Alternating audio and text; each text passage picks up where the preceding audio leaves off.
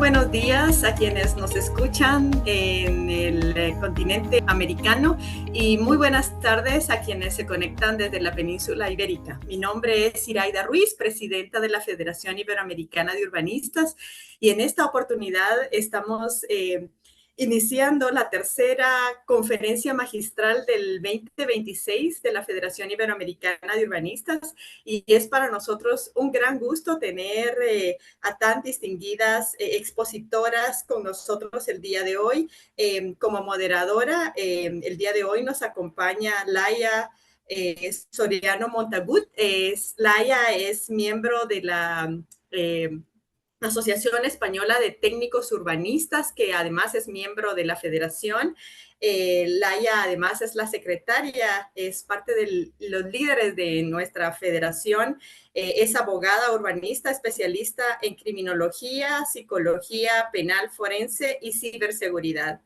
Ella se conecta con nosotros desde España. Es funcionaria del Cuerpo Especial Jurídico del Área Metropolitana de Barcelona, actualmente jefa de la sección de autorizaciones de la Dirección de Servicio de Transporte Público, AMB. Es abogada en ejercicio, técnica urbanista especializada en criminología, psicología penal forense y ciberseguridad, certificada a nivel avanzado por la Corporación de Crime Prevention through Environmental Design, CEPTED, y también de la región capítulo oficial de la ICA-LAC Hispanoamérica. Docente de grado de criminología en la UOC y abogada en bufete de abogados de derecho ambiental. Desde el 2015 ocupa el puesto de secretaria de la Asociación Española de Técnicos Urbanistas en su agrupación catalana ACTUB. Con más de 25 años de experiencia como jurista y urbanista en el área metropolitana de Barcelona y en la Generalitat de Cataluña, en distintas áreas de urbanismo, ordenación de territorio, transparencia, transporte público y movilidad desde el año 2001 a la fecha. Es secretaria del Grupo Técnico y de la Comisión Política del Plan Territorial Metropolitano de Barcelona en los años 2005-2007, y de la Comisión de Coordinación Política Territorial del entonces Departamento de Política Territorial de Obras Públicas de la Generalitat de Cataluña del 2005 al 2007. Laia, realmente es un gusto para nosotros en el programa de conferencias magistrales tener a una moderadora de tu talla, tal y como comentábamos, una moderadora invitada que está sumando a este esfuerzo que la Federación se ha embarcado para que conozcamos más de nuestra región, para que compartamos entre nosotros nuestras experiencias. El día de hoy se conectan y participan, y esperamos también asincrónicamente en su momento esta conferencia sea observada y transmitida por profesores de distintos programas de urbanismo en Latinoamérica y también en la península ibérica. Y realmente para nosotros es un gran gusto tenerte, y también un placer y un honor tener a Sara con nosotros. Y así que ahora te dejo en el uso de la palabra para que por favor nos presentes a nuestra distinguida conferencista. Muchísimas gracias, Iraida. Para mí es un placer que me habéis invitado, porque os admiro mucho a las dos y las dos, vamos, que tenéis una experiencia mucho mayor que la mía, así que hoy estoy aquí para escuchar a Sara y Iraida también. Te escuché en noviembre y siempre es un placer. Sin más preámbulos, paso a presentar a Sara Aranda. Sara Aranda es la directora general de urbanismo en la Consejería de Medio Ambiente, Agricultura e Interior de la Comunidad de Madrid. Asimismo, también es consejera del Consejo de Administración del Canal de Isabel II y ha desempeñado varios puestos en la administración pública. Por ejemplo, como directora de Regeneración Urbana, coordinadora general de distritos, Transparencia, donde nos conocimos, y Participación Ciudadana, directora general de Participación Ciudadana y subdirectora general de Régimen Jurídico del Área de Gobierno de Desarrollo Urbano, y todos ellos en el Ayuntamiento de Madrid, con lo cual tener también la visión de lo local y de la comunidad autónoma, ¿no? ayuntamiento al que accedió después de su paso por la asesoría jurídica del Ayuntamiento de Madrid como letrada en el ámbito contencioso y en el consultivo del área de urbanismo, con lo cual es una experta en el ámbito urbanístico, ¿no? Asimismo, pertenece al cuerpo de letrados del Ayuntamiento de Madrid desde el año 2005, al que accedió después de su experiencia también en el ámbito privado, ¿no? En un bufete de abogados, EJ Abogados. Asimismo, es licenciada en Derecho por la UCM y máster de la Cátedra Jean Monnet de Instituciones Comunitarias, habiendo superado el módulo de Derecho Urbanístico, ¿no? En el máster de Administración Local de la UAM. Asimismo, ha sido coautora de diversas publicaciones vinculadas dentro del campo del derecho administrativo, como por ejemplo demolición de edificaciones ilegales y protección de la legalidad urbanística, ¿no? Un tema también troncal dentro de lo que es la ordenación y el urbanismo propiamente, ¿no? También el texto refundido de la Ley de Contratos del Sector Público, normativas, sentencias, resoluciones, informes, consultas y dictámenes y de la Ley del 98 del proceso contencioso administrativo, comentarios y jurisprudencia. Y también fundadora del proyecto Contratos del Sector Público, página web especializada en contratación del sector público.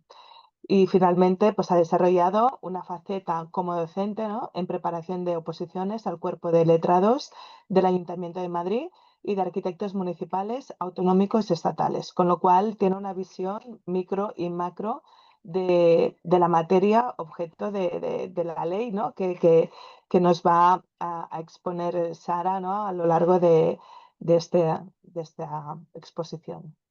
Así que paso la palabra. Muchas gracias a las dos.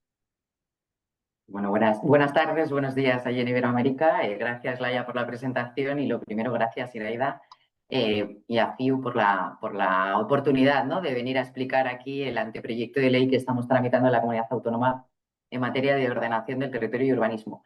Para mí es un gusto, por supuesto, participar en estas conferencias magistrales con tan buenas compañeras, que puedo decir amigas, y sobre todo me encanta este momento femenino que tenemos hoy aquí para poderle poner otro matiz a la visión de la ordenación del territorio y del urbanismo en la Comunidad Autónoma de Madrid. Voy a proceder a explicar un poco el proceso y el modelo que se quiere implantar a través de la explicación del anteproyecto de ley que tenemos en tramitación y me van a permitir que proceda a la presentación de un PowerPoint que me ayudará para poder llevar a cabo esta presentación con un poquito más de orden y más claridad.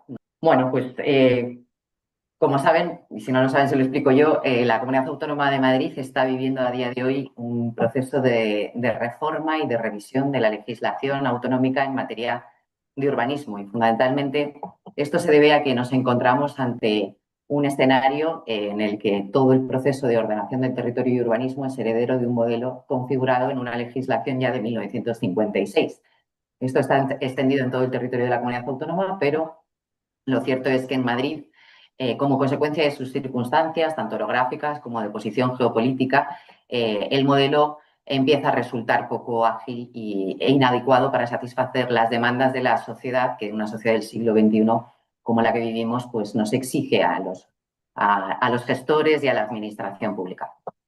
Y en ese proceso de revisión se ha llevado a cabo, bueno, como consecuencia como les decía, ¿no? Esta situación en la que se encuentra la comunidad autónoma, que a día de hoy se configura como la primera economía nacional dentro del territorio nacional de España. Es una región, además de contrastes, nos caracterizamos porque el territorio de la comunidad autónoma se caracteriza porque de los 8.000 y pico kilómetros cuadrados que tiene más del 50% del suelo protegido con algún tipo de afección, bien medioambiental, bien patrimonial, y nos encontramos ante un tipo de retos que nos suponen o que suponen en sí mismos una ventana de oportunidad en la medida en que, bueno, esa primera economía nacional supone una atracción de talento, una atracción de actividad económica y sobre todo una atracción de población a la que debemos dar soluciones ágiles, rápidas y equilibradas, ¿no? Y en este punto, la comunidad autónoma se encuentra, como les decía, en un proceso de revisión legislativa para abordar un nuevo urbanismo en el ámbito autonómico, ¿no? Un urbanismo fundamentalmente ágil,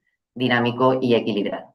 Y en este contexto, con estos objetivos, la comunidad autónoma ha llevado a cabo una serie de modificaciones a lo largo de esta legislatura, de estos últimos 3 años, en los que se han ido poniendo encima de la mesa aquellos pilares que van a soportar el modelo que les voy a explicar del anteproyecto de ley, y les voy a dar simplemente algunos datos para ver que esos pilares de ese modelo, que explicaré con posterioridad, han tenido efecto y han supuesto un impacto tanto desde el punto de vista social como económico importante. Y lo verán ahora con los datos, ¿no? La comunidad autónoma aborda un gran reto y es el crecimiento poblacional. Tenemos una expectativa desde el punto de vista de las series históricas de un crecimiento de hasta 8 millones de personas en un periodo de 10 años. Pero lo cierto es que hemos superado incluso esas expectativas porque, si bien estas se hacían sobre un crecimiento poblacional de 100.000 personas al año, lo cierto es que en el último año, del 2024 al 2025, la comunidad autónoma creció en 140.000 personas. Con lo que es posible que nos encontremos ante un escenario de 10 millones de personas en un periodo entre 12 y 15 años dentro del territorio de la comunidad. Y esto está generando una serie de tensiones, fundamentalmente en relación con el acceso a la vivienda. La vivienda ahora mismo en todo el territorio nacional, pero en particular en aquellas grandes urbes, como pueda ser Madrid, Barcelona, está suponiendo una tensión en la medida en que no es posible acceder a esa vivienda porque no existe una oferta que capte la demanda existente real. Y esa falta de oferta se produce fundamentalmente por el modelo urbanístico que tenemos. Es un modelo muy rígido, con mucha seguridad jurídica, pero se basa sobre unos procesos sucesivos que requieren de mucho tiempo para poder llegar a tener una ordenación urbanística que permite o que permita absorber la edificación y, fundamentalmente para la vivienda, en un tiempo razonable. En ese contexto, la comunidad llevó a cabo una modificación muy quirúrgica a través de la Ley 324 de medidas urbanísticas para la promoción de vivienda protegida, en la que incorporó una de las cuestiones que van a soportar este modelo que recoge el anteproyecto de ley, que es la hibridación de usos. El régimen jurídico urbanístico del modelo heredado de 1956 supone una rigidez en la calificación urbanística de la parcela, es decir, en el uso que se pretende implantar en cada una de las parcelas, que impide que exista una alternancia de uso sin pasar por la modificación de un instrumento de planeamiento.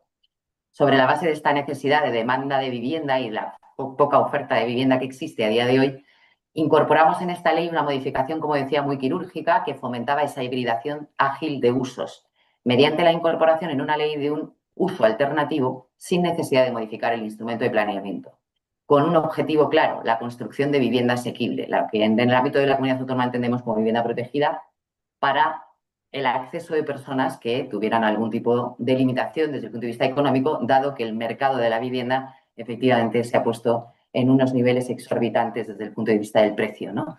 Y para el consumidor final empieza a quedar fuera del mercado, no solamente por la falta de oferta, sino también por el precio.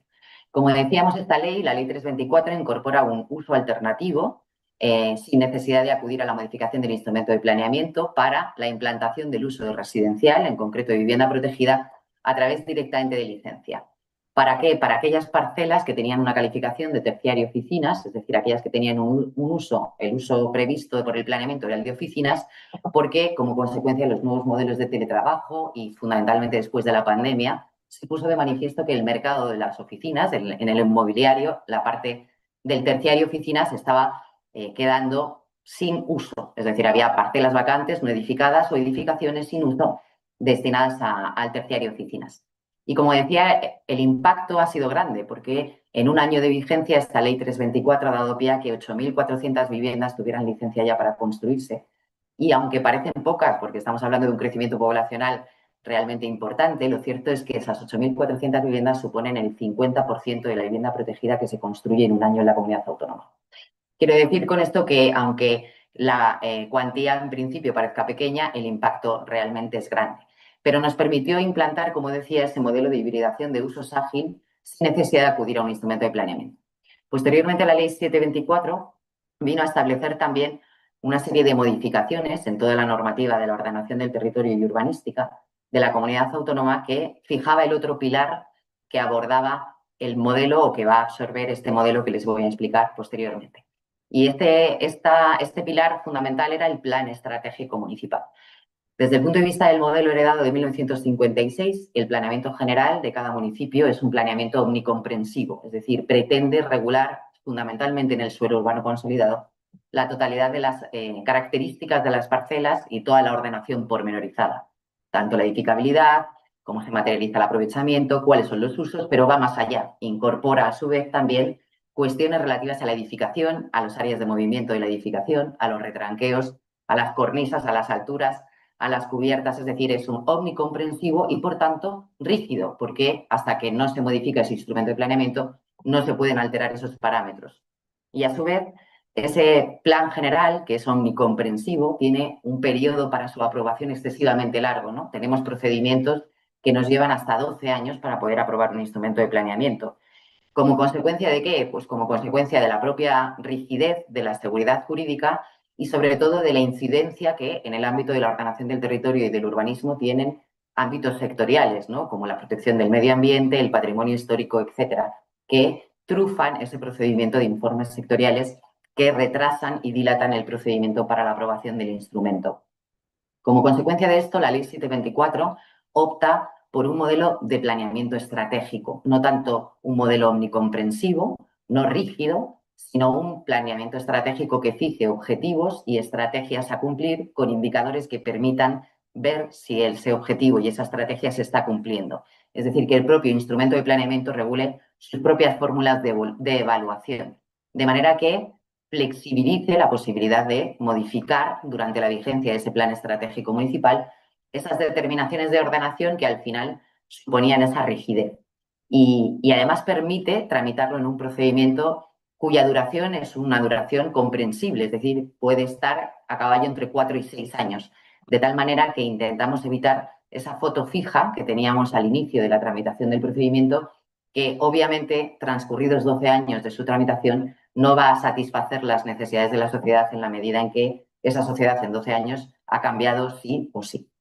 En consecuencia, esta Ley 724, decía, incorpora este otro pilar del modelo, ¿no? El Plan Estratégico Municipal, que va a recoger la estrategia del municipio desde el punto de vista urbanístico, con una ordenación mucho más flexible, con una ordenación de una escala supramunicipal, porque tiene la naturaleza jurídica de instrumento de ordenación del territorio, y que va a su vez a servir a la otra cuestión que sirve de base para el modelo, y es decir, que la ordenación del territorio se lleve a cabo desde la perspectiva municipal, de abajo arriba y no de arriba abajo.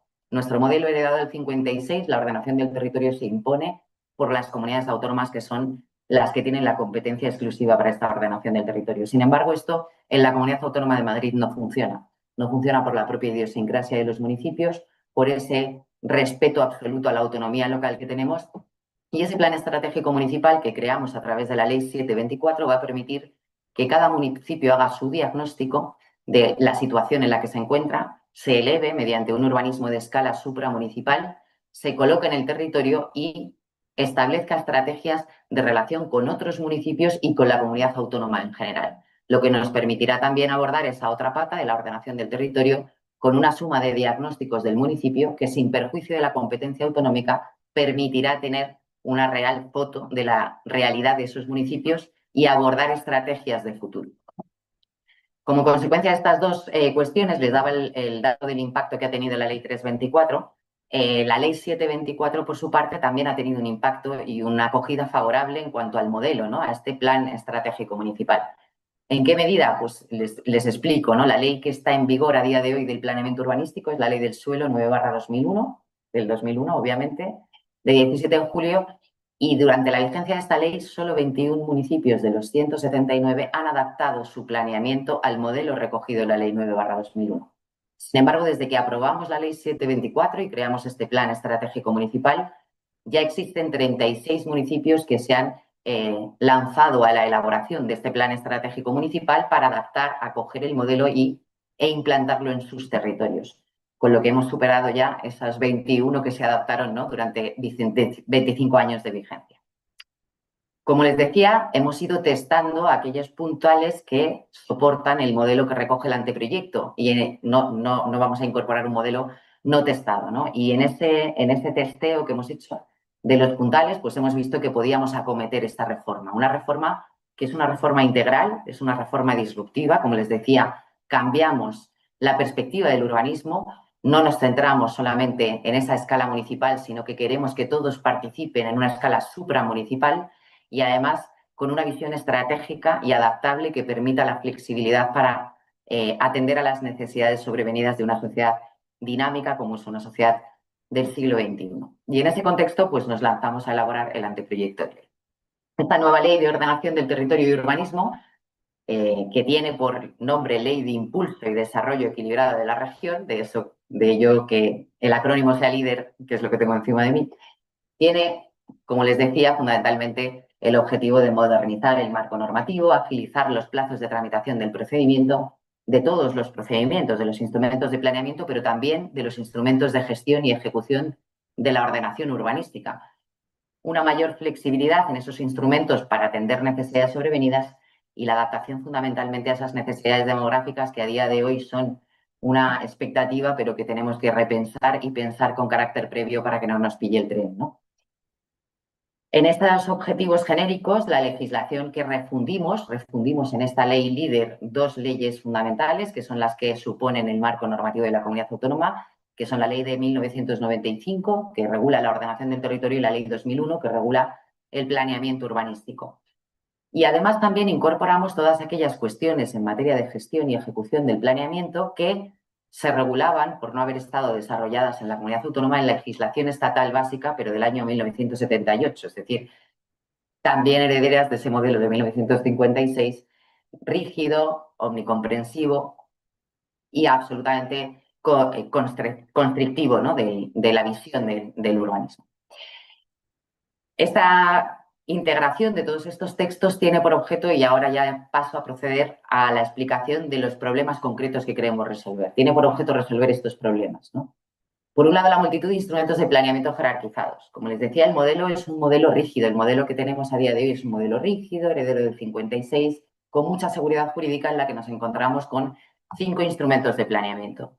2 instrumentos de planeamiento general, un plan general y un plan de sectorización. Los planes de sectorización definen los sectores que van a ser susceptibles de un nuevo desarrollo urbanístico dentro del ámbito de un plan general.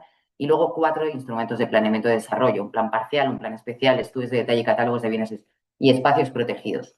Y estos 5, a su vez, se encuentran integrados desde una perspectiva jerárquica, es decir, un plan parcial no puede ir contra las determinaciones de ordenación estructurante de un plan general, tiene que desarrollar la ordenación pormenorizada, pero sobre la base de un modelo de ciudad fijado en un instrumento de planeamiento general. Un plan especial tampoco puede alterar todas las determinaciones de ordenación pormenorizada. ¿Eso qué nos ha llevado? Pues nos ha llevado a que en la realidad, en tanto que son largos los procedimientos para la aprobación de estos instrumentos de planeamiento y que cada vez se han ido modificando como consecuencia de las necesidades sociales, de manera que el objeto de cada uno de estos instrumentos de planeamiento ha quedado difuso, porque a día de hoy, después de 25 años de vigencia de la Ley 9/2001, un plan especial puede alterar determinaciones de ordenación estructurante de un plan general, nos ha llevado a 2 consecuencias que son rechazables o que no podemos asumir en una sociedad, decía, ágil y dinámica del siglo XXI. Por un lado, la posibilidad de confundirse en cuanto a la elaboración del instrumento de planeamiento. Nos hemos encontrado supuestos en los que los municipios tramitan instrumentos de planeamiento cuyo contenido se ajusta a la legislación, cuyas determinaciones de ordenación están correctas, que se ajustan a un modelo de ciudad correspondiente, que los deberes, las cesiones, los estándares cumplen. Sin embargo, la propia denominación del instrumento de planeamiento ha dado pie a que después de haber tramitado todo el instrumento hayan tenido que volver al inicio porque habían elegido mal el instrumento de planeamiento. Y esto no nos lo podemos permitir teniendo en cuenta los tiempos que tardamos en tramitar los procedimientos para la aprobación de estos instrumentos. Y por otro lado, otra consecuencia también perversa que se ha producido desde el punto de vista de la jurisprudencia, ¿no? En España, la jurisprudencia, en la medida en que un instrumento de planeamiento tiene la condición de disposición de carácter general, ha dado pie a que la nulidad de cualquier instrumento de planeamiento es una nulidad de pleno derecho y lleva aparejada la nulidad en cascada de todos los instrumentos de desarrollo y también los instrumentos de gestión.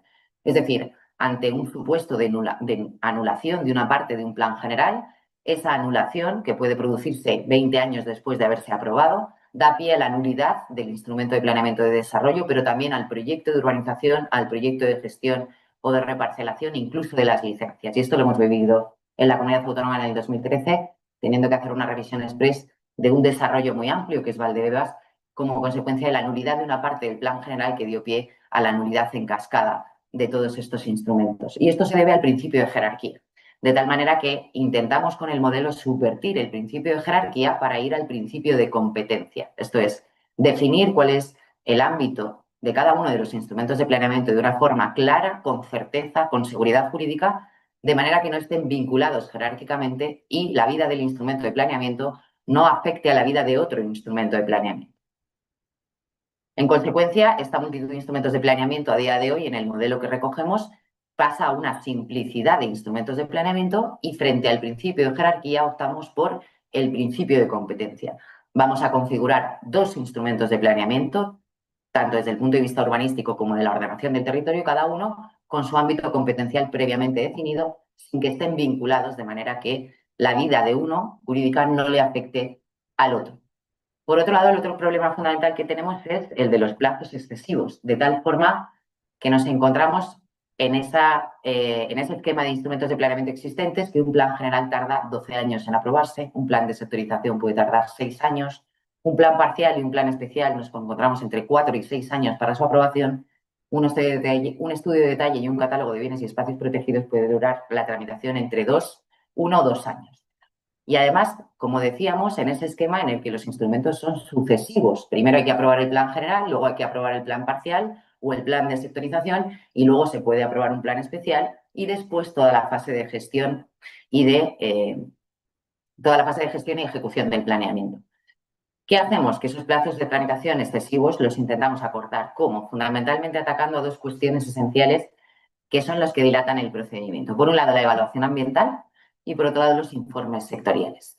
El problema fundamental de la tramitación de estos procedimientos se da en nuestro ámbito autonómico porque la evaluación ambiental no se encuentra integrada dentro del procedimiento de tramitación del instrumento de planeamiento. De tal manera que, desde el punto de vista de la gestión, iniciar el proceso para la aprobación de un instrumento de planeamiento supone que en un momento determinado el procedimiento para y salta a otro camino, que es el procedimiento de evaluación ambiental, que inicia su vida hasta que termina y se da finalmente el informe ambiental y una vez emitido ese informe ambiental volvemos al procedimiento de aprobación del instrumento de planeamiento y continuamos con su tramitación. Esto incide, por supuesto, en los plazos de tramitación del instrumento porque no hemos ido o no se han coordinado los hitos de cada uno de los 2 procedimientos de manera que puedan hacerse de forma simultánea, sino que paramos, esperamos que termine el otro procedimiento y volvemos a empezar o continuamos cuando el procedimiento de evaluación ambiental ha terminado. Y esto a su vez incide en la otra cuestión que son los informes sectoriales. La legislación sectorial que incide en el ámbito del urbanismo en España da pie a que todos los órganos sectoriales tengan que informar sobre ese borrador de instrumento de planeamiento y además informan en los 2 procesos, en el de la aprobación del instrumento de planeamiento y en el de la evaluación ambiental. A la vez que se piden consultas en la evaluación ambiental al ámbito de afección medioambiental correspondiente o al dominio público, confederación hidrográfica, navegación aérea, carreteras. Luego, en el instrumento de planeamiento, volvemos a solicitar los mismos informes porque también están obligados a emitir informe en ese procedimiento. Y podemos encontrarnos hasta 63 informes sectoriales que hay que emitir durante la tramitación de un procedimiento para la aprobación de su instrumento de planeamiento. Y esos informes sectoriales no son de 63 órganos distintos, sino que se lo pedimos 3 o 4 o 5 veces al mismo órgano en 2 procedimientos distintos. Con lo que en esta ley lo que hacemos es homogeneizar estos informes sectoriales. Tanto el plazo en el que se tienen que emitir los informes, porque cada uno tiene su propia regulación, unos se emiten en el plazo de 1 mes, otros en el plazo de 2, otros en el plazo de 3 o 6 meses, como el silencio administrativo ante la falta de emisión del informe. Fijamos que ante la ausencia de informe, siempre y cuando no afecte al dominio público, el informe tendrá un silencio positivo, de manera que se podrá continuar con la tramitación del procedimiento, como el contenido, para que no se produzcan contradicciones entre los informes sectoriales que también se producen en ocasiones en la medida en que muchos de ellos incurren en ultravires, ¿no? Abordan cuestiones que no son propias de su competencia. La tercera cuestión que abordamos, o la cuarta cuestión que abordamos también, es el régimen jurídico de los pequeños municipios. 179 municipios que conforman la comunidad autónoma, más de 120 tienen menos de 20.000 habitantes, más de 90 tienen menos de 55.000 habitantes y más de 40 tienen menos de 1.000 habitantes. Por lo tanto, el régimen jurídico que se le aplique desde el punto de vista urbanístico a un municipio de 1.000 habitantes no es posible que sea el mismo que el de una ciudad como Madrid, que tiene 3,5 millones de habitantes. Primero, por su propia característica, suelen ser municipios rurales, que el entorno y su integración en el ambiente en el que se encuentran caracterizan las propias aspectos físicos del territorio y tienen que adaptarse y garantizarse. Y por otro lado, porque las cesiones, los estándares, los equipamientos, las reservas de vivienda protegida no pueden materializarse igual en un municipio de 1.000 habitantes, que no tiene una superficie tan grande, como en un municipio de más de 3 millones de habitantes. Otra de las cuestiones que también se abordan son las urbanizaciones ilegales y los diseminados, porque también es cierto que somos una de las comunidades autónomas sufridoras, no la más, porque es verdad que existen otras en las que existen más urbanizaciones ilegales, pero se han proliferado a lo largo desde 1956 e incluso antes aquellos núcleos de población exentos de una normativa o que no se ajustan a la normativa, bien porque de origen no se ajustaban a la normativa y sin embargo se consolidaron y desde el punto de vista de la disciplina no se pudieron atacar, no se pudieron regularizar o en su caso legalizar. Y por otro lado, otras en las que si bien cumplían la normativa cuando se construyeron, como consecuencia del transcurso del tiempo hasta que fue recepcionada la urbanización por los ayuntamientos, han ido perdiendo esas características de manera que a día de hoy no pueden ser recibidas por el ayuntamiento para su conservación, quedándose en una situación de alegalidad. Y por último, vuelvo a decir, la falta de ordenación del territorio. ¿Por qué la falta de ordenación del territorio? Les decía, la comunidad autónoma no ha tenido una ordenación del territorio integrada, no hemos hecho una visión global de la ordenación del territorio, había una ordenación del territorio sectorial. Tenemos planes en materia de carreteras, planes en materia de afecciones medioambientales, corredores ecológicos, PEPAs, Red Natura, pero no tenemos una ordenación integrada de todas esas afecciones que vea cómo impacta esto en el territorio y en el planeamiento urbanístico. Se han ido imponiendo de forma sucesiva sobre los planes urbanísticos sin que tengamos una visión integral 360. Y esto es lo que queremos abordar ahora con la nueva ley. De lo que les he explicado en estos 20 minutos, se deducen los principios que inspiran este anteproyecto de ley que nos encontramos ahora mismo en trámite de aprobación. No se los voy a mencionar. Este es el cronograma en el que nos encontramos a día de hoy, ¿no? Este anteproyecto de ley, después de haber testado las dos pilares que os les explicaba anteriormente a través de la ley 324 y 724, se encuentra en tramitación a día de hoy. Se encuentra en tramitación. En el último trimestre del 25 se hizo la consulta pública previa, hemos pedido los informes sectoriales y hemos abierto el trámite de información pública para alegaciones de la ciudadanía y del sector el 6 de marzo, terminando el 6 de abril, para poder formular estas alegaciones. Nuestra idea o nuestro cronograma es llegar a final de año con la ley aprobada en la Asamblea de la Comunidad Autónoma. Pero este es el procedimiento legal, pero nosotros hemos hecho además un proceso participativo importante. Desde el inicio, antes incluso de la apertura del trámite de consulta pública previa, hemos generado grupos en los que los expertos han ayudado a la elaboración de la ley. Desde el momento en el que se inició el procedimiento administrativo, hemos hecho procesos participativos con la ciudadanía en los distintos municipios de la comunidad autónoma que seguimos llevando a cabo a día de hoy para que acompañe este proceso participativo a la elaboración del texto legal. Y además hemos ido haciendo grupos también concretos con las universidades, con los colegios profesionales, con las asociaciones, con el sector, con los promotores, con los desarrolladores urbanísticos, con todos los agentes que intervienen en este proceso de desarrollo urbanístico que queremos cambiar a través del anteproyecto, con lo que esperemos que más allá del feedback inicial que tenemos, que ha sido positivo y que por supuesto nos ayuda a continuar en el procedimiento para la aprobación de la ley, siga siéndolo así ahora en el trámite de información pública. Bueno, les he explicado un poco con carácter general, vamos a intentar ir a lo concreto de cada uno de los títulos de la ley, ¿no?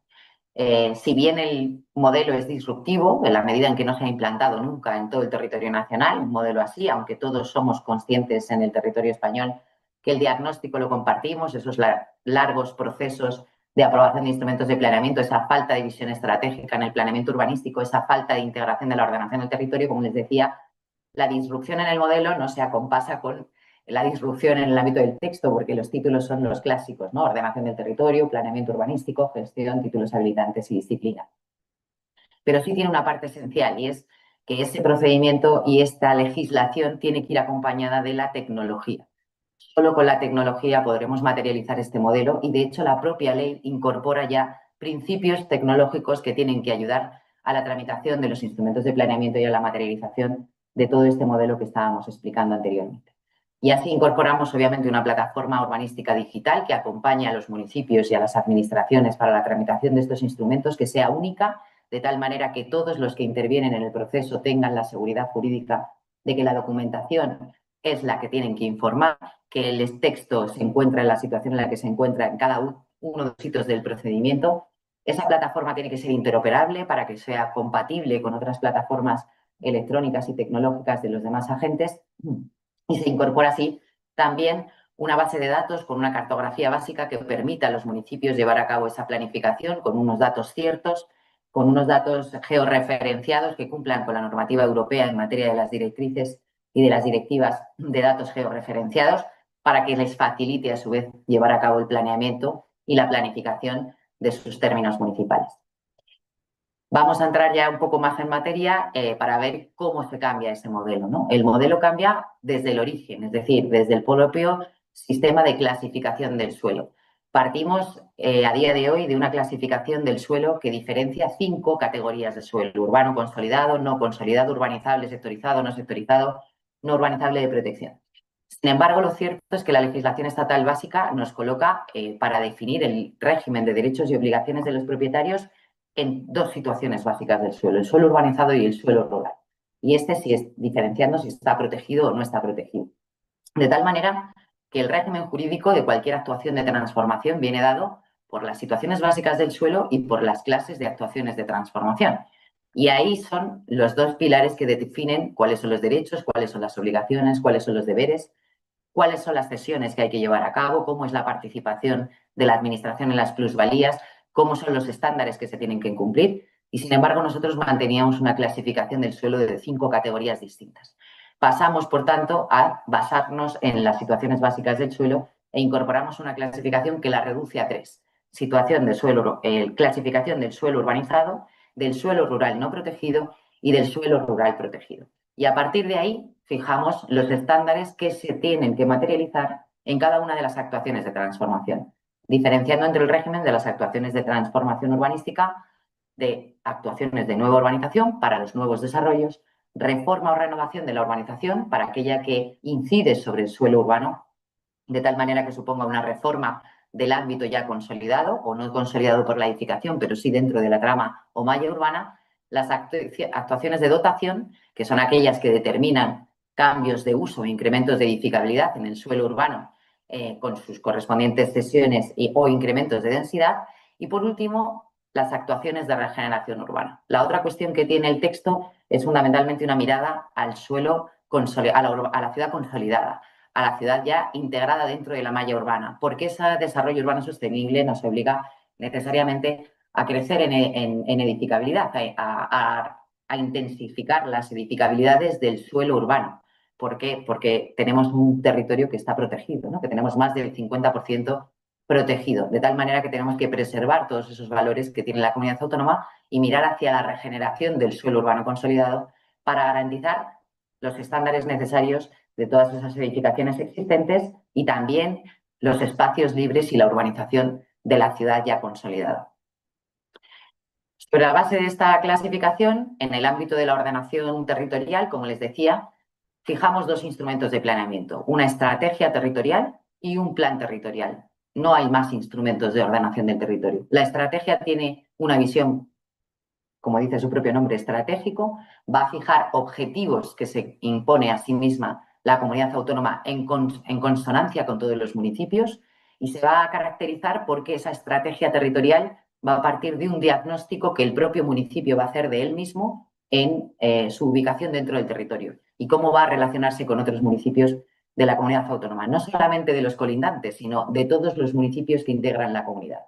De tal manera que ese diagnóstico servirá para que la comunidad fije objetivos comunes, esa estrategia que nos marcará hacia dónde queremos ir en el futuro, pero no de una manera rígida, sino como una expectativa con unos indicadores que nos permitirán ir evaluando si vamos cumpliendo la estrategia, pero con flexibilidad, de tal manera que en un momento dado haya que cambiar el camino para cumplir el mismo objetivo, pero hacerlo de otra manera distinta, sin tener que cambiar toda la ordenación del territorio. Esto implica que la estrategia territorial va a estar fundamentalmente integrada de directrices y recomendaciones, porque si no, no sería tan flexible, ¿no? Tendrá normas de directa aplicación en las que se establecerán determinaciones de ordenación pormenorizada o estructurante fundamentalmente para el suelo que está protegido. Es decir, las afecciones medioambientales tendrán normativa de directa aplicación en esa estrategia territorial, pero lo cierto es que lo demás tendrá que ser a través de recomendaciones y directrices para flexibilizar el cumplimiento de los objetivos. Y luego habrá un instrumento territorial, que será el plan territorial, que ya sí regulará la ordenación pormenorizada de cada ámbito.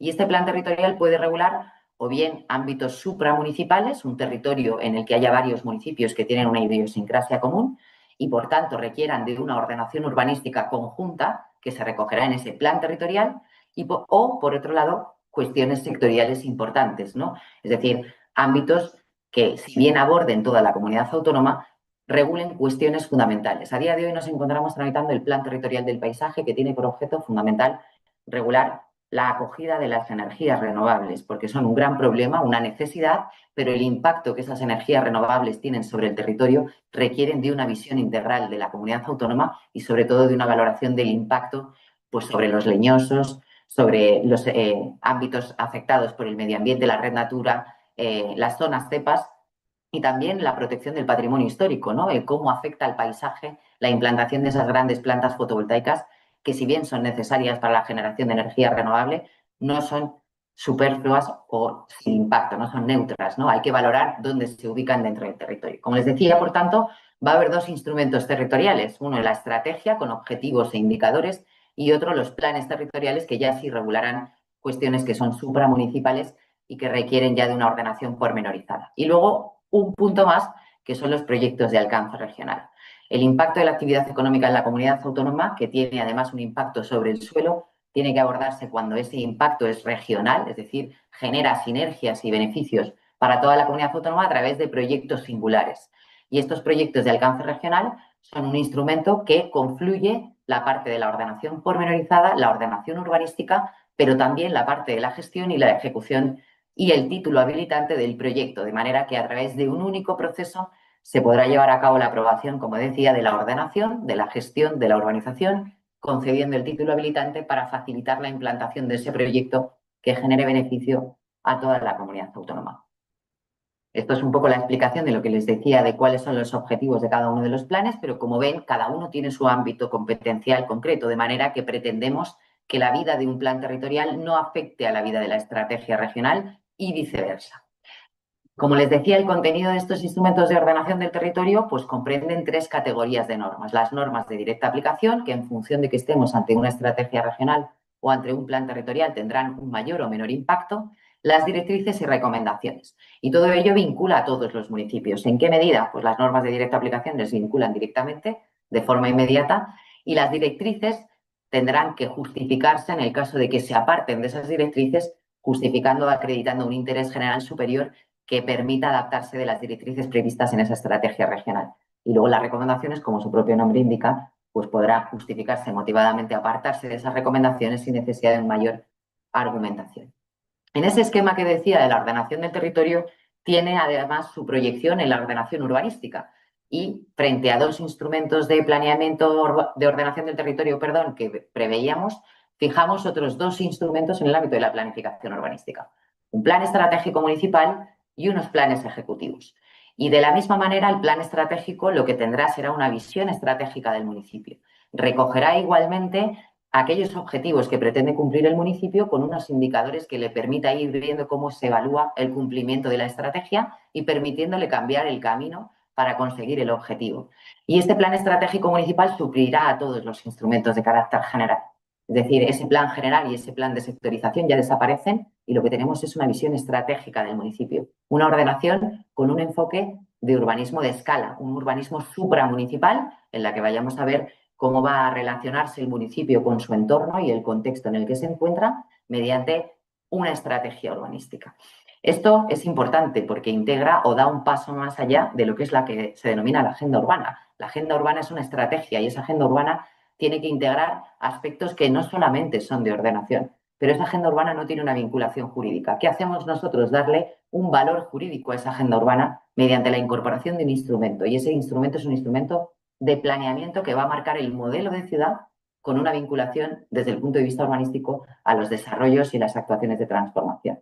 ¿Y cómo se llevan a cabo esas actuaciones de transformación? A través de los planes ejecutivos, que sí que va a ser un instrumento de planeamiento con una visión de ordenación pormenorizada. Vamos a descender realmente al territorio mediante la ordenación pormenorizada del suelo que vamos a transformar en función de que se trate pues, de un suelo urbanizado o rural, rural protegido o no protegido, o que la actuación de transformación, como les decía anteriormente, sea una de nueva urbanización, reforma o renovación de la urbanización, actuación de dotación o de regeneración urbana. Estas dos categorías son las que van a determinar el contenido de ese plan ejecutivo, que va a ser el único instrumento de ordenación que va a existir en el término municipal, porque el otro es un instrumento estratégico. Es un instrumento de planeamiento, pero estratégico. Y el plan ejecutivo es un instrumento pormenorizado. A su vez, entrará en juego otra cuestión que es esencial, que son las ordenanzas municipales.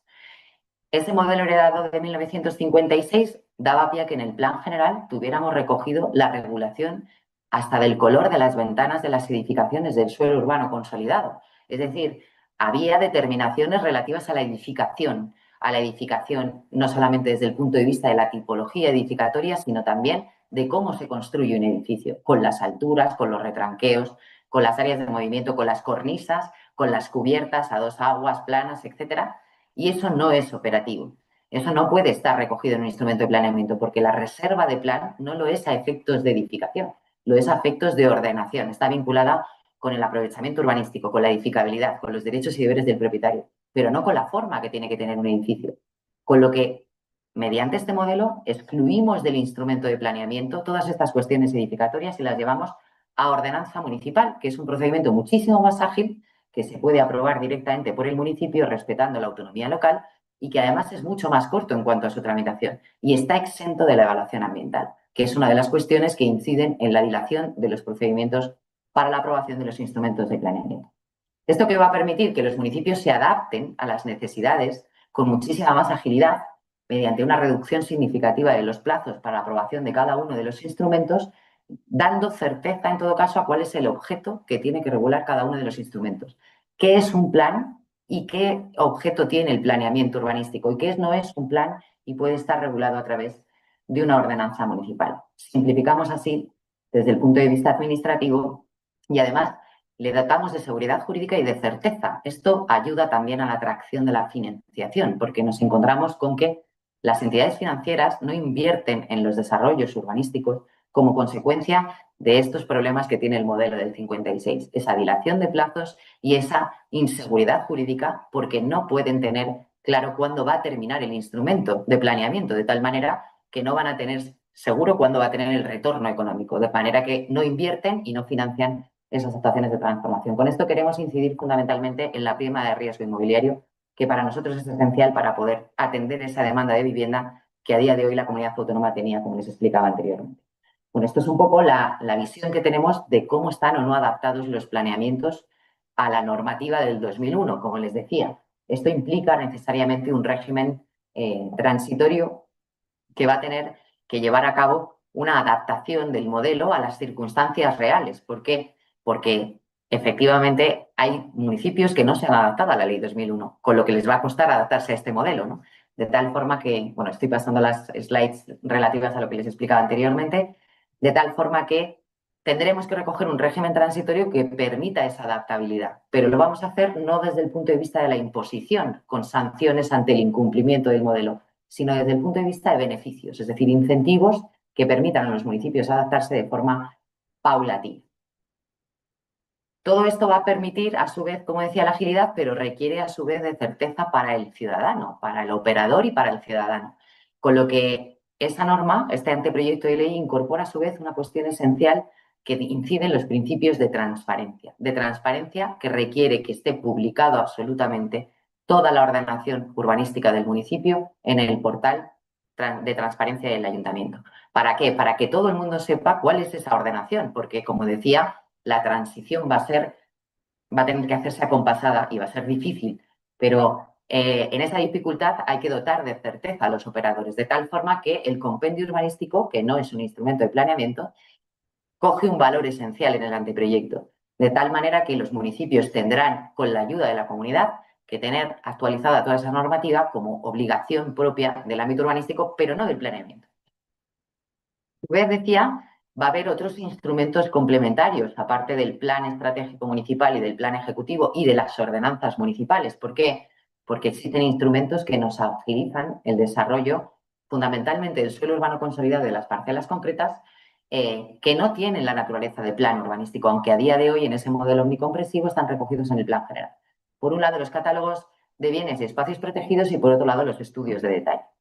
Los catálogos de bienes y espacios protegidos son obviamente un inventario de bienes que tienen una afección patrimonial que hay que proteger, pero un inventario no forma parte, no tiene que formar parte de un instrumento de planeamiento porque no es la ordenación. La ordenación es la que tiene que recoger un plan urbanístico. Por lo tanto, el catálogo tiene que salir del instrumento de planeamiento. Tendrá su afección y su vinculación jurídica, pero tiene que salir del instrumento de planeamiento y tiene que tener su vida propia.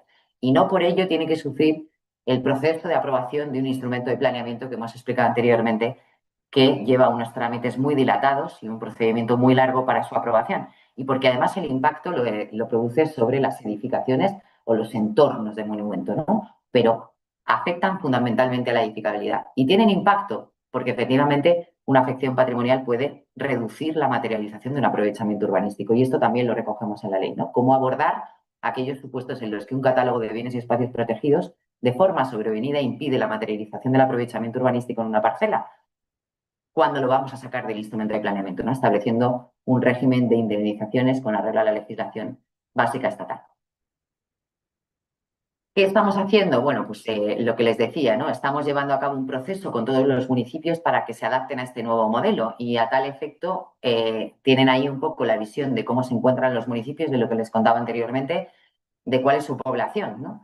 La población, las afecciones medioambientales, las afecciones patrimoniales. La comunidad autónoma se caracteriza por tener afecciones del patrimonio histórico importantes. Somos un núcleo con muchas protecciones paisajísticas, pero también patrimoniales históricas, porque tenemos pues bueno, la cerca de Felipe II, toda la Sierra Norte, Aranjuez, Alcalá de Henares, núcleos de población que tienen edificaciones que son valores añadidos porque efectivamente son patrimonios de la humanidad, patrimonio de la UNESCO, patrimonio histórico nacional y patrimonio autonómico, ¿no?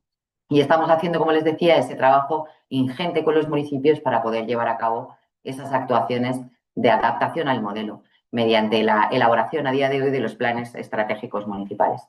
No solamente llevamos a cabo una modificación normativa, es decir, nosotros incorporamos a su vez también medidas de fomento, es decir, de policía que ayuden a la implantación del modelo. Y así hemos incorporado una serie de subvenciones, porque claro, municipios de menos de 1.000 habitantes y de menos de 5.000 habitantes requieren de un refuerzo de apoyo mejor o mayor, ¿no? Incorporamos una línea de ayudas y de subvenciones para la redacción de los planes, incorporando a los municipios de menos de 20.000 habitantes para poder adaptarse cuanto antes al modelo, se amplían los conceptos financiables, fraccionamos los instrumentos para poder ir haciéndolos por partes y financiándolos por partes para que puedan adaptarse con una agilidad mayor, ¿no? Esto implica una clasificación de los municipios, ¿no? En función de cómo se encuentren desde el punto de vista poblacional, tendrán una ayuda o tendrán otra, ¿no? Tenemos una clasificación de municipios de menos de 20.000, de más de 20.000, de menos de 20.000, de menos de 5.000 y menos de 1.000. Y en función de eso, las ayudas serán unas u otras. Pero ese apoyo no es solamente financiero, no es un apoyo solamente económico, ¿no? Incorporamos en la ley fórmulas de cooperación con esos municipios. Cooperación que lleva aparejado un acompañamiento mediante la posibilidad de encomendar a la comunidad la elaboración del instrumento de planeamiento, respetando siempre la autonomía local, porque la decisión será siempre municipal, pero les ayudamos en la tramitación del instrumento de planeamiento si así nos lo piden, también mediante la elaboración de esa cartografía y digitalización de todos los ordenación y todos los planes o planeamiento urbanístico que tengan, y también en el ámbito de la disciplina, ayudándoles a que ese restablecimiento de la legalidad se pueda implantar fundamentalmente en los de menos de 1.000 habitantes, porque muchas veces el régimen de la disciplina urbanística resulta muy complicado a municipios pequeños en los que el alcalde toma el café con el vecino incumplidor, ¿no? Entonces, ahí genera una desafección por parte de la administración a garantizar el cumplimiento de la legalidad urbanística. Pero no solamente esto, como les decía, el régimen de los pequeños municipios no puede ser el mismo que el de los grandes municipios. Y así fijamos también un régimen jurídico propio desde el punto de vista urbanístico. Los municipios rurales no pueden ajustarse para obtener la condición de solar a todos esos requerimientos técnicos que se exigen desde el punto de vista de la urbanización a una gran ciudad como pueda ser Madrid o como pueda ser cualquiera de las 21 ciudades que existen en el área metropolitana, ¿no?, de la comunidad autónoma. Y necesitamos adaptar esas exigencias técnicas a las condiciones rurales de sus municipios que hay que proteger, de tal manera que establecemos una condición propia de solar. Una condición propia de solar que permite adaptar las exigencias técnicas del acceso rodado, la electricidad, la iluminación, el abastecimiento de agua a las necesidades del municipio, porque no podemos exigirles los mismos requisitos que a los municipios grandes, como les decía anteriormente, que suelen ser ciudades ya consolidadas. Pero también en materia de estándares, ¿no? A día de hoy, las cesiones que se establecen en función de la actuación de transformación se clasifican en locales, generales y supramunicipales. No es posible en un municipio pequeño exigir estándares de cesiones locales, porque en 3 parcelas pequeñas para una actuación de transformación no cabe la materialización de cesiones de estándares locales. Todas tienen que ser generales, todas tienen que tener una perspectiva municipal. Y ahí clasificamos esas cesiones elevándolas a cesiones de redes generales, de manera que se podrán materializar en todo el término municipal con independencia de que la transformación se lleve a cabo en 2, 3 o 4 parcelas concretas del mismo. Igualmente, la reserva para la vivienda protegida. Tenemos unas reservas de vivienda protegida muy altas en la legislación básica estatal y esas reservas tampoco pueden materializarse en municipios rurales que tienen una tipología edificatoria que hace que no sea rentable la construcción de vivienda protegida. De tal manera que hacemos, esas reservas de vivienda protegida se ajustan tanto a la población, a la demanda de vivienda protegida existente en el mismo y sobre todo a la tipología edificatoria, así como a la demanda global del municipio. No es posible fijar 30% de viviendas protegidas en un ámbito en el que se van a desarrollar 5 parcelas, porque no caben en el suelo, porque la tipología edificatoria no se ajusta y habrá que ver si este 30% tiene que ser desde la perspectiva de todo el municipio, porque seguro el municipio requiere de viviendas protegidas, pero no necesariamente en esas 5 parcelas en las que se va a llevar a cabo la actuación de transformación, con lo que permitimos materializar esas reservas en el término municipal en global y no solamente en la actuación de transformación. Igualmente también metemos o establecemos un régimen propio de cooperación para los desarrollos, para que el ayuntamiento pueda participar. Como les decía, todo este modelo lleva aparejado un régimen transitorio importante. ¿Por qué? Porque el modelo es un cambio drástico, es un cambio disruptivo, es un cambio importante.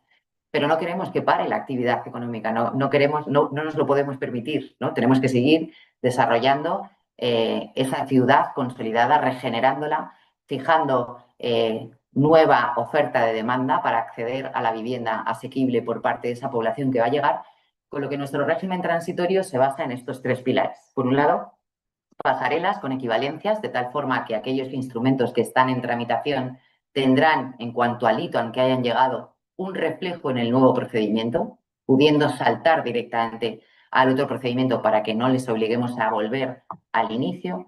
Por otro lado, una aplicación de beneficios, como les decía, no van a ser un modelo que se imponga sobre el municipio, sino que se le permitirá ir adaptándose con beneficios en función de ese grado de adaptación. Por ejemplo, si no hay un plan estratégico municipal, se podrán aprobar planes ejecutivos, pero no es necesario que exista ese plan estratégico. No obstante, si no hay plan estratégico, pues no podremos llevarnos, por ejemplo, las cuestiones edificatorias a ordenanzas municipales y luego una coexistencia de la ordenación urbanística en vigor. Por eso el compendio urbanístico coge especial valor en el modelo, ¿no?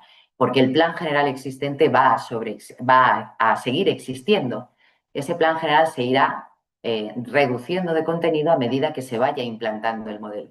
Cuando se apruebe un plan estratégico municipal, pues ese plan estratégico reducirá el contenido del plan general en cuanto al modelo de ciudad y las cuestiones que son más estructurantes del término municipal, pero lo demás mantendrá su vigencia el plan general. Y a medida que se vayan aprobando planes ejecutivos u ordenanzas municipales, se irá quitándole el contenido al plan general, de manera que el cambio va a ser paulatino. No vamos a encontrarnos nunca sin una ordenación pormenorizada. En materia de gestión urbanística me queda poco tiempo, voy a intentar ajustarme a los 2 minutos que creo que me quedan. Son muchos también los cambios, pero son más técnicos, ¿no? Son más cuestiones vinculadas con esos proyectos de urbanización. Fundamentalmente, ¿qué hacemos? Agilizar y simplificar.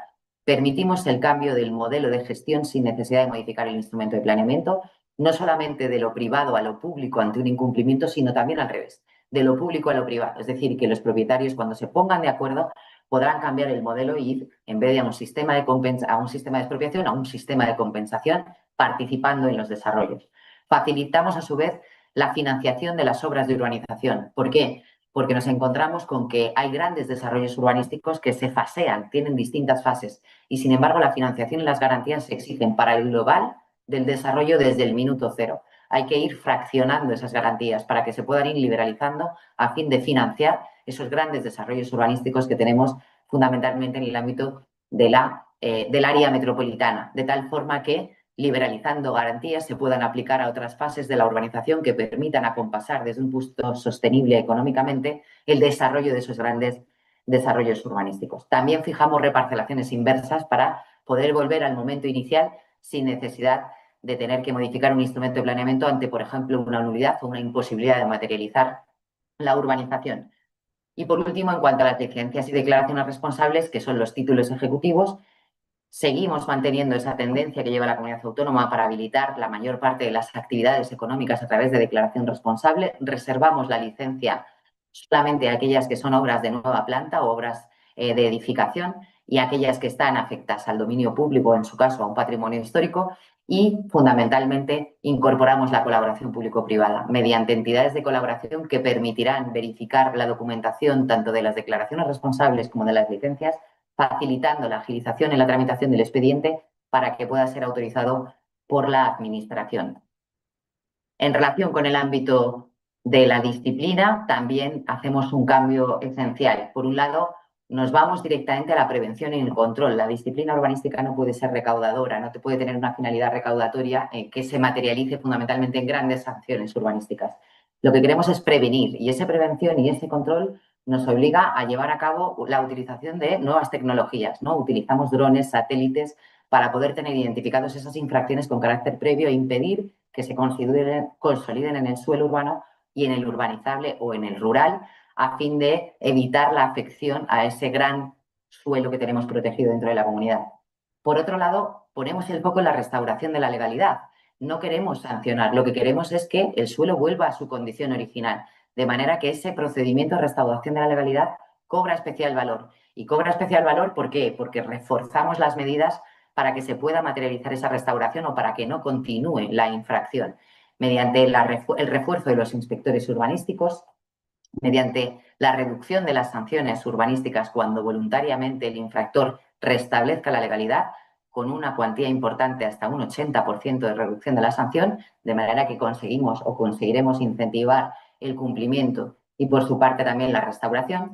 Y luego abordamos cuestiones que nos han surgido como consecuencia de la inteligencia colectiva, ¿no?, que tenemos, porque efectivamente el ámbito urbanístico está muy vinculado con el derecho a la propiedad y ese derecho a la propiedad también tiene un impacto importante en relación con lo que se entiende por construcción o no construcción o cómo se materializa la edificabilidad. Abordamos el tema de las construcciones ilegales. Hay construcciones que se materializan a través, pues como ven aquí, a través de contenedores navales, a través de mobile home, y le damos un tratamiento igualitario a lo que son las obras de nueva planta o las obras de edificación, porque no tiene sentido que se nos vayan por las costuras, ¿no?, estas nuevas edificaciones que al final tienen una afección importante. Como les decía, además, establecemos un sistema de apoyo a los municipios para poder llevar a cabo nosotros la disciplina en los de menos de 1.000 habitantes cuando tengan falta de medios y nos lo encomienden. Pero establecemos la obligación de establecer un plan de inspección. No es posible que no haya un testeo de en qué situación se encuentran los municipios, de tal manera que todos los municipios de más de 5.000 habitantes tienen que tener un plan de disciplina que nos permita tener un autocontrol, es decir, ver en qué situación se encuentran para evitar la proliferación de esos nuevos núcleos de población que se van haciendo o implantando en el territorio. Para ello es necesario que los inspectores urbanísticos tengan un refuerzo, ¿no?, tengan un refuerzo desde el punto de vista de sus competencias. Y fundamentalmente lo que incorporamos son aquellas facultades para adoptar medidas cautelares que impidan la continuidad de la infracción o que se consolide finalmente la infracción a través de multas coercitivas, etcétera. Y por último, y ya termino, lo más importante para nosotros en el suelo rural, que son las parcelaciones ilegales. Parcelaciones que se suelen dar fundamentalmente en espacios que tienen riesgo de inundación, riesgo de peligros, de incendios, perdón, peligros como las inundaciones, los incendios, que generan realmente verdaderos problemas cuando se asientan los núcleos de población de forma ilegal. Y atacamos fundamentalmente esas parcelaciones ilegales, sancionando no solamente al propietario, sino también al parcelador profesional, que se están proliferando como setas, y al adquirente. Bueno, estos son ejemplos de renaturalización de espacios en los que hemos tenido que proceder a la demolición mediante grandes inversiones que son costosas en cuanto al procedimiento y que, por ende, queremos incentivar que el restablecimiento de la legalidad sea del propio infractor para tener que evitar consolidaciones, etc. Y yo creo que con esto pues hemos podido terminar y espero haberles explicado con cierta rigor el anteproyecto de ley.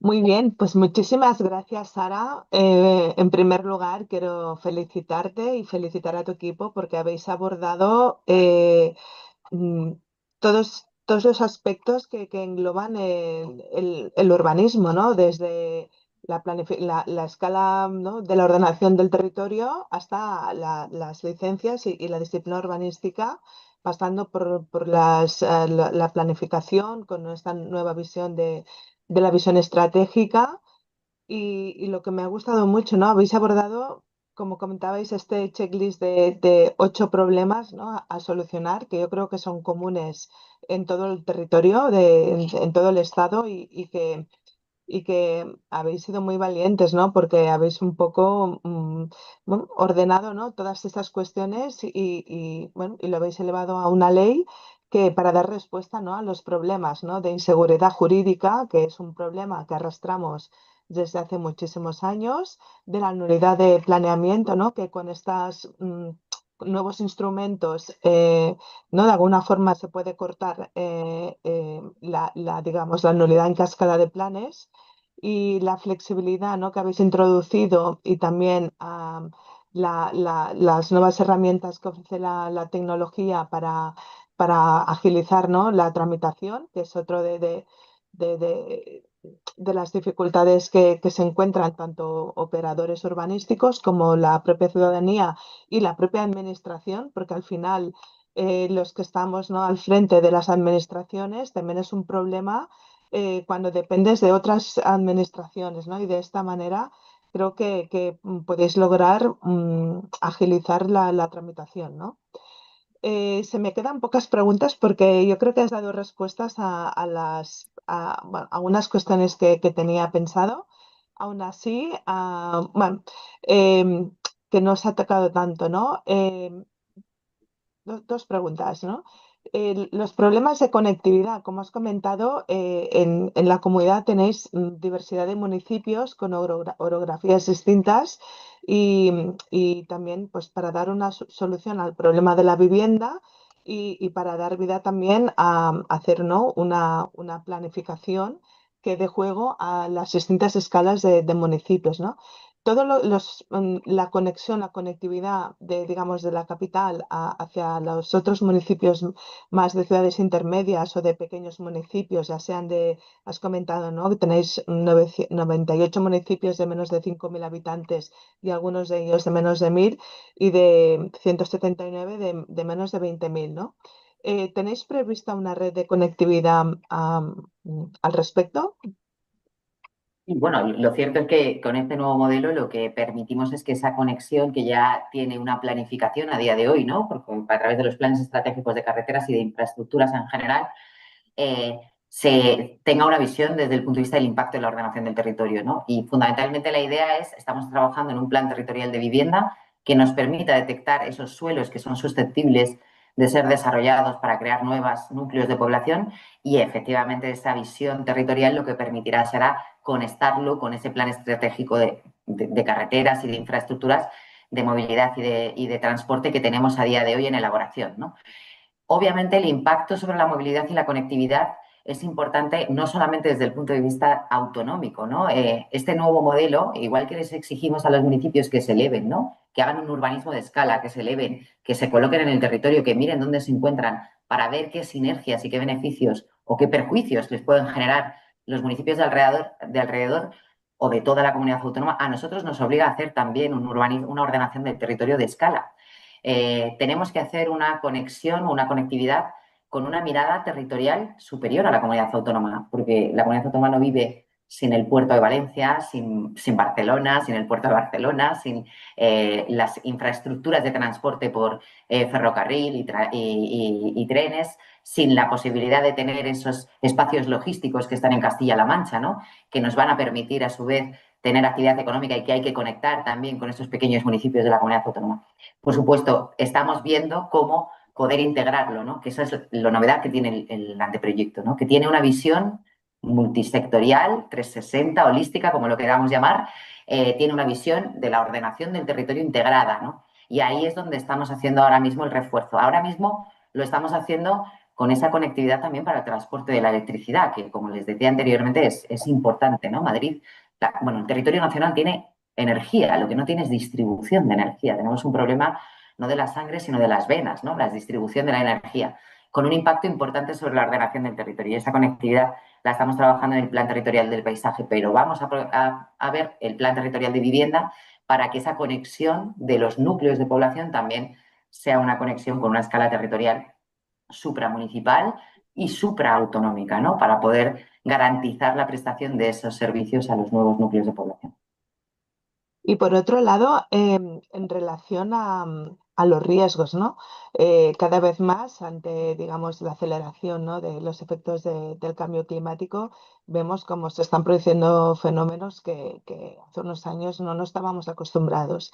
A tal efecto, la ley, ¿cómo prevé abordar estas situaciones de riesgo, ya sea inundabilidad, incendios, cambios bueno, que afectan, ¿no? Sobre todo en territorios que por su orografía o por su pues, zonas pues de alta montaña o por el efecto de calor, ¿no? Incluso en la ciudad consolidada, ¿qué medidas tenéis previstas al respecto? Pues fíjate, la comunidad autónoma tiene en ese punto un valor añadido, ¿no? Somos una comunidad autónoma que en materia del ámbito de interior, ¿no? De todo lo que son emergencias, somos bastante pioneros, ¿no? O sea, no quiero ponernos flores porque tampoco ni siquiera son mías, ¿no? Pero somos muy pioneros en ese punto y es verdad que hemos sufrido los ataques de, pues eso, de los incendios de sexta generación, de las danas, ¿no? Hace 3 años sufrimos una dana muy importante, lo que pasa es que no tuvo unos efectos tan devastadores como los que se produjeron en Valencia, ¿no? Sin embargo, sí que los teníamos previstos desde el punto de vista de la planificación de emergencias, ¿no? Ese plan estratégico municipal nos permite integrar todas esas perspectivas que a priori no son propias de la ordenación del territorio o de la planificación municipal, más que de la ordenación del territorio sí lo son, de la planificación municipal. De tal manera que en el plan estratégico municipal tiene que haber una pata de ese plan estratégico municipal que sean esos planes de emergencia, ¿no? Que tiene que haber un diagnóstico que ya tenemos sobre zonas inundables, zonas expuestas a efectos de calor para evitar esos incendios de sexta generación, zonas de peligro, de la ubicación, por ejemplo, de empresas críticas y estratégicas que también suponen un impacto sobre el territorio y que tienen una serie de riesgos, ¿no? Potenciales y mayores que las que pueda tener cualquier otro tipo de actividad económica, y eso se integrará en el plan estratégico municipal, de tal manera que va a vincular necesariamente la elaboración de la ordenación pormenorizada a través de los planes ejecutivos. Y eso lo permite el hecho de que el plan estratégico municipal, esa ordenación de todo el municipio, ese planeamiento general, tenga una visión integral, tenga una visión 360, no solamente de regular el suelo urbano consolidado con su ordenación pormenorizada, sino que veamos cómo vamos a cumplir esos objetivos y en los indicadores tengamos en cuenta cuestiones como estas, cuestiones como el tema de las emergencias, los planes de emergencias, el cómo afecta el cambio climático o las incidencias climáticas en el territorio a efectos de hacer previsiones y tener planificación que permita abordar esos fenómenos que no los podemos evitar, pero que queremos o que tenemos que conseguir que no tengan ese impacto tan devastador. Me gustaría hacer más preguntas, pero se me acaba el tiempo, creo, Iraida. Sí, sí, pero quiero aprovechar primero para trasladarte felicidades, Sara Aranda, muchas felicidades. Algunos nos piden que les encantaría tener la presentación completa, comentarles que la grabación completa de su presentación va a estar disponible en la página de la FIU. Saludos desde México, Ecuador, Paraguay, Perú y Guatemala que te escuchan. Comentarte, hay un par de consultas acá, una en relación a, me imagino que así como hablamos del enfoque transversal de la resiliencia y la gestión del riesgo, pues también aquí hay algunas consultas, por ejemplo, de la integración de la perspectiva de género y la ciudad del cuidado, si esto es algo que ustedes de alguna manera creen que con estos planes más flexibles va a ser más posible su incorporación. Hay también un par de comentarios. Uno que les agrada mucho, que se comparte igual en Latinoamérica, el tema del valor del tiempo, ¿verdad? Aquí se le da una dimensión al valor del tiempo para la efectividad de los procesos de planeación, así que de mucho interés eso. Esto es un comentario, no una pregunta. Luego, otro comentario que parece de mucho interés es reconocer que existe una realidad distinta a lo mejor a lo que las normativas existentes pudieran reconocer, pero que es necesario partir de esa realidad para de alguna manera encontrar una salida a ese reconocimiento para moverse hacia adelante, y muy interesados en el tema del compendio urbanístico, y si hay una página web en la cual se pudiera dar seguimiento a la implementación, muy para conocer un poco más estos aspectos de la participación ciudadana, pues también nos lo preguntan. Vale, pues empiezo por detrás. En cuanto a la participación ciudadana, el proceso participativo para la elaboración del anteproyecto está en la propia página web de la Comunidad de Madrid. Ahí están indicadas todas las sesiones que hemos llevado a cabo desde el inicio. Pero además esa participación ciudadana tiene un reflejo en la elaboración del instrumento de planeamiento. El Plan Estratégico Municipal, a su vez, tiene un proceso participativo integrado dentro de su procedimiento para que cada municipio lleve a cabo ese proceso participativo también en la elaboración de su estrategia municipal. Y eso es un plus que se incorpora en este anteproyecto que no tiene a día de hoy la legislación estatal, porque la legislación estatal, el proceso participativo se lleva a cabo a través de los trámites propios de la aprobación de un instrumento de planeamiento. En relación con el tiempo, bueno, pues me alegro muchísimo porque además una de las cuestiones que se plantean es la posibilidad de que esos incentivos se trasladen al planeamiento municipal, es decir, que mediante la elaboración de un plan estratégico municipal se puedan fijar áreas que tienen que desarrollarse en un ámbito determinado, y eso afectará a la edificabilidad y, por tanto, a la materialización del aprovechamiento urbanístico. Es decir, ese sistema de incentivos que implantamos en la ley para adaptarse al modelo traslada también al planeamiento, de tal manera que el plan estratégico se pueda ir implantando mediante un sistema de incentivos, y ese tiempo efectivamente incidirá necesariamente en la sostenibilidad económica, ¿no?, de la actuación de transformación. Y por último, en relación con el género y con los cuidados, por supuesto, ¿no? Como les decía, ese plan estratégico no solamente es un instrumento de planeamiento, es un instrumento 360, ¿no? Un instrumento que tiene una visión integral, y en ella se van a incorporar todas las estrategias del municipio, todas las estrategias del municipio. De tal manera que esa incidencia que pueda tener, pues esos focos de inseguridad que se pueden generar al llevar a cabo una ordenación urbanística que no se ajusta a las necesidades de la población que existe, ese especial ámbito de los cuidados, ¿no?, de la característica de esos núcleos de población existentes en el suelo urbano consolidado, se tendrán en cuenta las actuaciones de regeneración urbana. ¿Para qué? Para garantizar esas soluciones urbanísticas y de ordenación que tienen que satisfacer, pues bueno, esas necesidades derivadas de las características de la población que se implanta, ¿no? Y sobre todo, pues bueno, de la accesibilidad, que va a ser una cuestión esencial en el ámbito de la ordenación del territorio, pero sobre todo y fundamentalmente en el ámbito de la urbanización, para hacer una accesibilidad universal, de manera que todo el mundo que tenga la posibilidad de transitar por las ciudades, y con todas las garantías a efectos de que no se produzcan efectivamente esos núcleos o polos de inseguridad, ¿no?, de focos ciegos o puntos ciegos que se pueden dar en la ciudad, para evitar otro tipo de afecciones, ¿no?, que se pueden producir como consecuencia de un urbanismo ya más antiguo, ¿no?, que no tiene esa visión más holística de todo lo que afecta al territorio.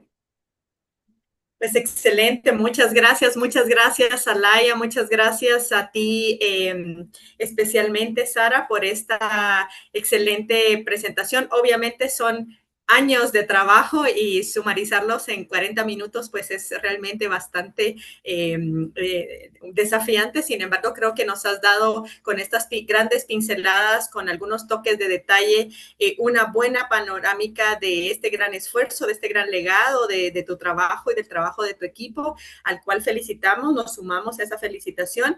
Y quiero comentarle a la audiencia pues que para nosotros es un gran gusto anunciar una nueva modalidad dentro de nuestro ciclo de conferencias, ahora abriendo el ciclo de mesas de debate iberoamericano sobre problemas urbanos, y la primera mesa se va a llevar a cabo sobre informalidad urbana y sus efectos en lo económico, social y ocupación del territorio. Y esta va a tener lugar el jueves 16, para que lo anoten en sus agendas, a las 11 horas de México. Y esta tendrá lugar, será híbrida o semipresencial. Va a tener lugar en la forma presencial en el Centro Regional de Investigaciones Multidisciplinarias CRIM de la UNAM, con sede en Morelos, y la cual será realizada, pues como he comentado, también en una modalidad virtual para quienes quieran participar a nivel internacional.